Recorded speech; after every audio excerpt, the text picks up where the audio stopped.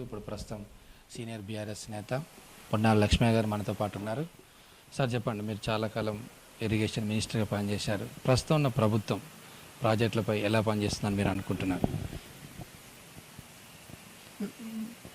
ఈ మాట నేను చెప్పే వరకు మీడియాలో ఉన్న మీకు తెలియదా? నన్ను అడిగితే ఏమని చెప్పాలా? రాజకీయ కోణంలో మాట్లాడితే అందరు రాజకీయాలు మాట్లాడతారు, ఈయన కూడా మాట్లాడారు. కానీ ఎన్నికల ముందు ఏం చెప్పాం, అధికారంలోకి వచ్చి ఎన్ని రోజులు ఏం చేస్తామన్నాం, 2.5 సంవత్సరాలు దాటింది. చెప్పింది చేస్తున్నామా? కొనసాగుతున్న అంటే గతంలో ప్రజల మేలు కోసం ఉద్దేశింపబడిన సంక్షేమ కార్యక్రమాలు కొనసాగుతున్నాయా? కొనసాగించే దాంట్లో పూర్తి స్థాయిలో కొనసాగిస్తున్నారా అనేది ఆలోచించాల్సిన అవసరం. ఈ రెండు విశ్లేషణ చేస్తే అది మీకే తెలుస్తుంది. నేను మాట్లాడితే రాజకీయం అవుతుంది, అంతే కదా. అందుకోసం రాజకీయాలు అవసరమే. రాజకీయాలు ప్రభుత్వంలో రావడానికి చేసే ఎత్తుగడల్లో భాగంగా ఉంటాయి. కానీ అధికారంలోకి వచ్చిన తర్వాత చేసే దాని మీద మాట్లాడడానికి బదులు అది తప్పించుకోవడానికి చేసే ఎత్తుగడల్లో భాగంగా రాజకీయాలు నడుస్తున్నాయి, ప్రభుత్వాలు పనిచేస్తున్నాయి అనేది చాలా స్పష్టంగా కనపడుతున్నది. ఇంతకంటే ఈ స్థాయిలో మరో మాట మాట్లాడాలా? ఆలోచించుకోవాల్సిన అవసరం లేదా? ప్రభుత్వ పెద్దలకు అవగాహన పెంచుకోవాల్సిన అవసరం లేదా? చేస్తున్నామా లేదా? సమయాన్ని దాటవేయడానికి చేసే ప్రయత్నం చేస్తూ రకరకాలుగా మాట్లాడుతూ ఉంటే ఆ రకరకాల మాట్లాడిన దాని మీద మళ్ళీ రకరకాల మాట్లాడించడానికి సమయం వృధా చేయడమే తప్ప ప్రజల క్షేమం గురించి, ప్రజల స్థాయి గురించి, ప్రజల అవసరాల గురించి, ప్రాంత అభివృద్ధి గురించి శాశ్వత ప్రాతిపదికన ప్రణాళికలు, పథకాలు కొనసాగింపు జరుగుతున్నాయా లేదా అని విశ్లేషించాల్సిన అవసరం ఉంది. ఇంతకుముందు మీరే అన్నారు కులగరణ ఏదో సుప్రీంకోర్టు ఏదైనా ఏం చెప్తుంది, చట్టం ఏం చెప్తే చెప్తుంది, అంతే కదా. కానీ ఒక పౌరుడిగా నాకు ఈ దేశంలో ఎవరు ఎంతమంది ఉన్నారు, ఏ కేటగిరీ వాళ్ళు ఎంతమంది ఉన్నారు అని తెలుసుకోవాల్సిన అవసరం నాకు లేదా? నా అవసరాన్ని ప్రభుత్వాలు గుర్తిస్తున్నాయా? నా అవసరాన్ని ప్రభుత్వాలు గుర్తించినప్పుడు ప్రజాస్వామ్యానికి విలువ ఏమిటి? అవును, కూలగలన చేస్తే తప్పేంటి? సమాజంలో ఉంది కదా, కొత్తగా పెట్టింది కాదు కదా.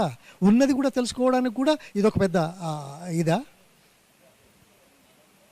అంటే రాజకీయాల కోసం, స్వలాభాల కోసం, మరుగున పెట్టడానికి కోసం, డామినేట్ చేయడం కోసం, అంతా తెలిస్తే ఇది బాగుండదేమో, అందరూ మామ వాటాలు అడుగుతారు అనే భయం మనసులో పెట్టుకొని రాజకీయాల్లో మనలాంటి వాళ్ళం రాలేమో అనే ఉద్దేశంతో పెత్తనాలు సాగిస్తున్న ప్రభుత్వాల పెద్దలు చేసే ఎత్తుగడలు, పెత్తనాలు చేస్తున్న ప్రభుత్వ పెద్దల, రాజకీయాలలో ఉన్న పెద్దల నాటకాలు, ప్రభుత్వమే కాదు రాజకీయాల్లో ఉన్న పెద్దలు, ఇది ముక్కుసూటిగా మాట్లాడకపోతే లాభం లేదు.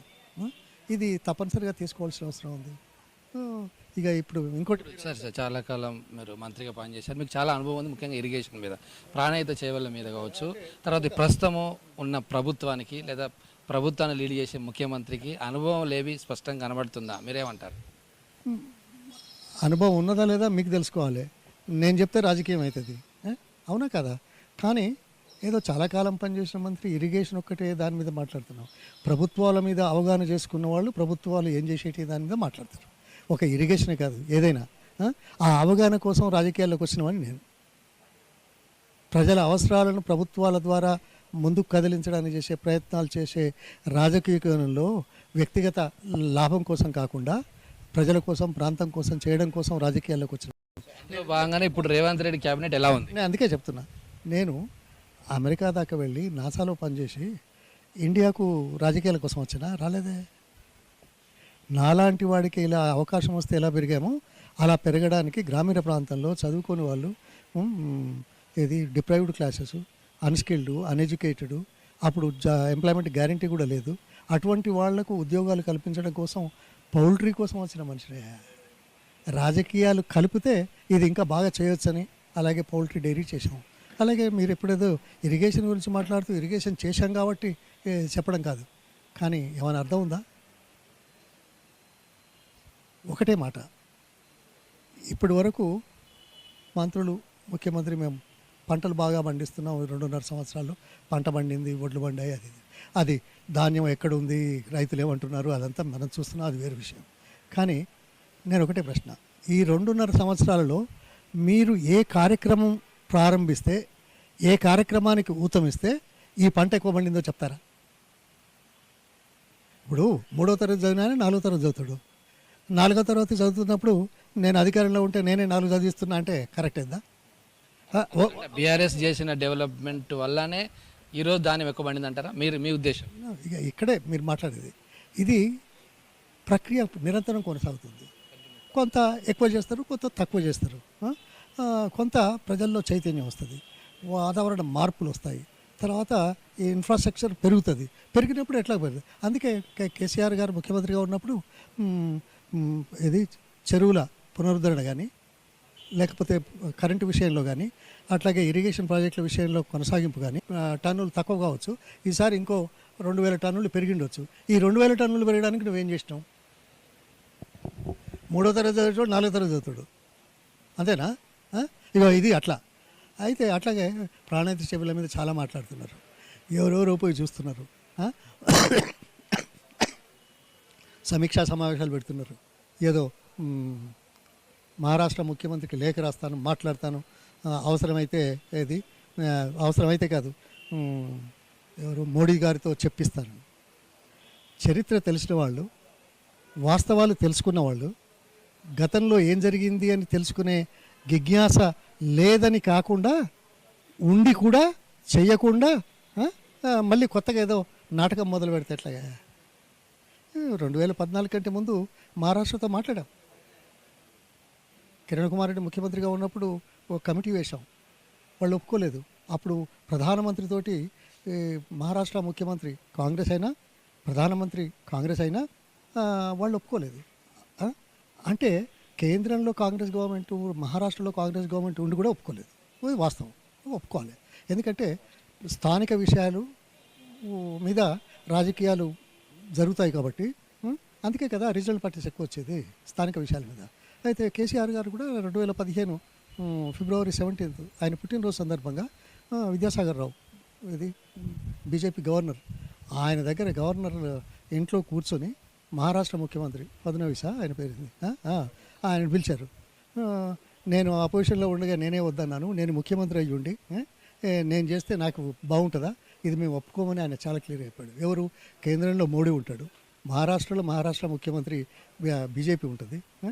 ఒక గవర్నరు బీజేపీ నాయకుడిగా ఎదిగిన ఆయన దగ్గర ఈ సమాధానం వచ్చిందంటే స్థానిక అంశాల మీద రాజకీయాలు చొప్పిపడిపట్టాయి. అందుకోసమే స్థానిక అంశాల మీద చాలా కష్టము.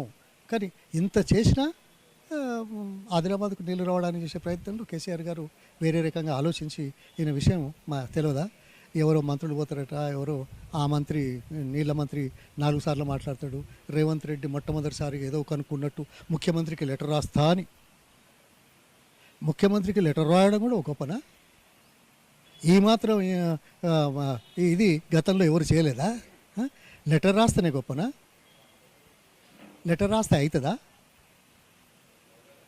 అయ్యేటట్టు చేయడానికి నీ దగ్గర ఉన్న శక్తి సామర్థ్యాలు ఏమిటి? సాంకేతిక విషయాల మీద ఎలా స్పందిస్తావు? అందుకోసం స్థానిక అంశాలు, సాంకేతిక విషయాలు, రాజకీయ కోణం ఉన్న నేపథ్యం లోపల ఈ వివాదాలు ఉంటాయి, తప్పదు. కానీ దాన్ని కూడా పూర్తి చేసుకునే అవకాశాన్ని తీసుకోవాల్సిన అవసరాన్ని మనం తీసుకోవాలా? ఏదో వీళ్ళు చేయలేదు మేము చేస్తామని చెప్పుకున్నంత మాత్రం అవుతుందా? 10 ఏళ్ళు పాలన గాలికి వదిలేశారు, ఇప్పుడు మేము దాన్ని సెట్ చేస్తున్నామని కాంగ్రెస్ ప్రభుత్వం అంటే. అయ్యో, మళ్ళీ మీరు మొదటికే వచ్చారు. నేను మొదలేమన్నా ఇది మాట్లాడితే రాజకీయం అవుతుంది. ఆయన ఏదో రాజకీయం మాట్లాడితే నన్ను కూడా రాజకీయం మాట్లాడమంటావా? కాదు ఎవరేమో ఈ 2.5 ఏళ్ళ ప్రభుత్వం నేను అందుకే అన్నాను కదా, ఎలక్షన్లో ఏం చెప్పాము, ఎలక్షన్ తర్వాత చెప్పింది ఏమైనా చేస్తున్నామా? గతంలో కొనసాగుతున్న సంక్షేమ అభివృద్ధి కార్యక్రమాలు కొనసాగుతున్నాయా, కొనసాగితే ఏ స్థాయిలో కొనసాగుతున్నాయా అనేది సమీక్షించుకునే పరిస్థితి మీకు కూడా లేకపోతే మేము జనాలకేం చెప్పాలి? ధన్యవాదాలు సార్. ఒక్క నిమిషం. రేవంత్ అంటున్నాడు మాది పాలన బాగుంది కాబట్టి 2034 వరకు నేనే సీఎం అంటున్నాడు. దీన్ని పరోక్షంగా బీఆర్ఎస్కు ఒక సవాల్ విసినట్టే కదా. అంటే 10 ఏళ్ళ తర్వాత రాడా? ఎందుకు రాడట?